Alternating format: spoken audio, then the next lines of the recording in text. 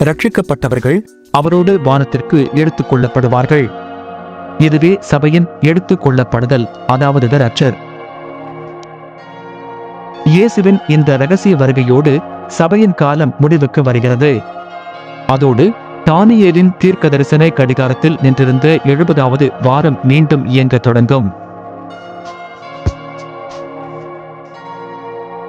அநேகர் காணாமல் போனதற்கான உண்மையை அறியாத உலக மக்கள் இது ஒரு ஏலியன் அட்டாக் என்ற பொய்யை நம்பும்படி செய்தி சேனல்கள் செய்யும். உண்மை மறைக்கப்படும். அவர்கள் வேதவசனம் சொல்வதையும் கேட்க மறுப்பார்கள்.